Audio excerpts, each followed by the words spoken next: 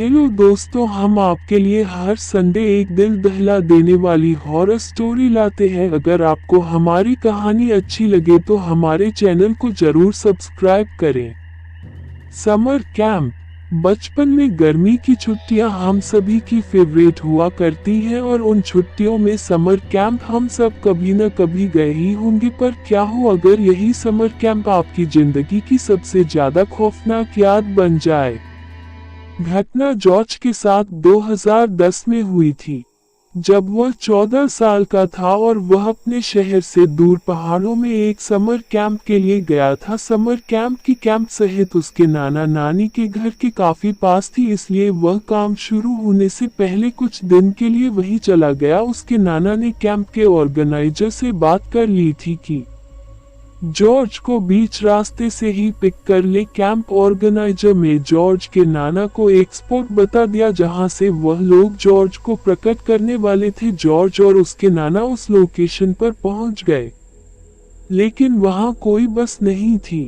उन्होंने camp organiser को call किया और उसका फोन आउट ऑफ नेटवर्क के दिया था।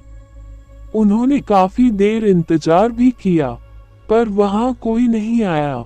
इसके बाद जॉर्ज के नाना ने डिसाइड किया कि वो उसको खुद कैंप साइट तक छोड़कर आएंगे। वो लोग वहां शाम तक पहुंच गए। क्योंकि कैंप साइट मेन रोड से थोड़ा अंदर जाकर थी, तो उसके नाना उसे कैंप साइट तक ले गए। काम को ऑर्गेनाइजर उनके पास आया और जॉर्ज के नाना से मिला। जॉर्ज के नाना ने कैंप के ऑर्गेनाइजर को जॉर्ज को पिकअप न करने के लिए खूब सुनाया, लेकिन ऑर्गेनाइजर कुछ बोला नहीं। उसके बाद जॉर्ज के नाना जॉर्ज को कैंप में छोड़कर वहां से वापस लौट गए। जॉर्ज जैसे ही कैंप साइट पहुंचा तो जॉर्ज ने देखा कि उस ज्ञान का माहौल भी बेहद अजीब था। सारे बच्चे चुपचाप एक सर्कल में बैठे हुए थे और जॉर्ज को अजीबोगरीब नजरों से देख रहे थे। जॉर्ज के नाना के जाते ही ऑर्गेनाइजर बिना कुछ बोले बस वहां से चला गया। जॉर्ज भी उसके पीछे पीछे कैंप को एक्सप्लोर करने लगा। उसने देखा कि गेंद पर उसका नाम लिखा था। जॉर्ज ने अपना सामान उस टेंट में रखा और बाहर सबके साथ आकर सर्कल में बैठ गया। उसके बैठते ही सभी बच्चे फिर से उसकी तरफ एक अजीब नजर से देखने लगे। जॉर्ज ने एक दो बच्चों से बात करने की कोशिश भी की, मगर कोई कुछ बोल नहीं रहा था। सब बस उसे घूर घूर कर देखे जा रहे थे। सभी सर्किल में बैठा एक बच्चा उठा। उसने जमीन पर पड़ा एक बड़ा सा पत्थर उठा लिया और गुस्से से जॉर्ज की तरफ आगे बढ़ने लगा। उसे देखकर आसपास बैठे बच्चे भी उठे और जॉर्ज की तरफ आने लगे। सबके चेहरों पर बेहद गुस्सा था। जॉर्ज अटक कर बहुत डर गया। वह बार बार कैंप के ऑर्गेनाइजर को आवाज लगाने लगा। जब इतनी बार बुलाने पर भी ऑर्गेनाइजर नहीं आया, तब जॉर्ज वहां से तुरंत उठा और भागकर अपने टेंट में छुप गया। अचानक ही जॉर्ज के टेंट के बाहर बिल्कुल शांति छा गई, जैसे कि वहां कोई हो ही ना। अचानक से शाम पूरी तरह ढल गई और रात के अंधेरे ने इस कैंप साइट को चारों तरफ से घेर लिया। तभी जॉर्ज को देखा कि कुछ ही दूरी पर एक लड़की जमीन खोद रही है। जॉर्ज हिम्मत करके उसके पास गया। जॉर्ज ने उससे बात करने की कोशिश की, लेकिन वो लड़की बस पागलों की तरह जमीन खोदी जा रही थी। जॉर्ज ने उससे फिर पूछा कि वह कौन है और क्या कर रही है। उस लड़की ने जॉर्ज की तरफ गुस्से से देखा और कहा कि वह जॉर्ज की कब्र खोद रही है।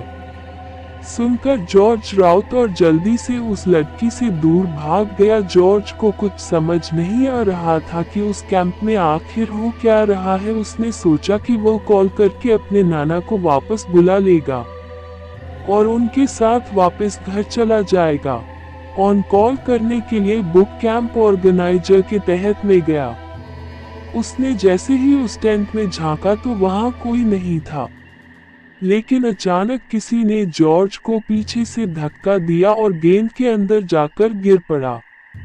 जब जॉर्ज ने मुड़कर देखा तो उसके होश उड़ गए। उसके सामने वही ट्रेन का और है और उसके साथ कैंप के 24 बच्चे खड़े थे। उनका हुलिया बहुत ही ज्यादा डरावना लग रहा था।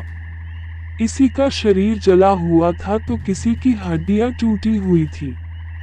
उन सब ने हाथ में कोई न कोई औजार पकड़ा हुआ था और ऑर्गेनाइजर हाथ में होना लिए जॉर्ज की तरफ बढ़ रहा था। जोर जोर जोर से चिल्लाते हुए मदद मांग रहा था।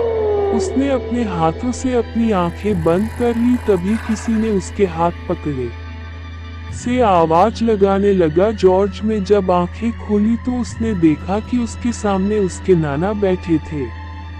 उसके नाना ने बिना कुछ बोले सोच का हाथ पकड़ा और उसको वहां से सीधा अपनी कार में ले गए। जॉर्ज अभी भी बहुत डरा हुआ था और उसकी आंखों से आंसू बहे जा रहे थे। हम साइड से बाहर जाते जाते जॉर्ज और उसके नाना को ढेर सारे लोगों की चिल्लाने और रोने की आवाज सुनाई दे रही थी। जॉर्ज काफी देर तक एकदम शांत बैठा रहा और उसने अपने नाना से बिल्कुल बात नहीं की। उसके नाना ने उस ज्ञान साइट से करीब 70-80 किलोमीटर दूर जाकर गाड़ी रोकी।